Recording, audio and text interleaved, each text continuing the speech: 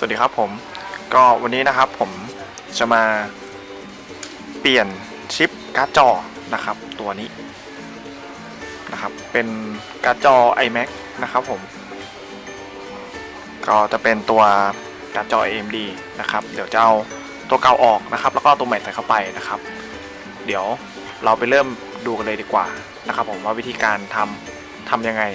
นะครับ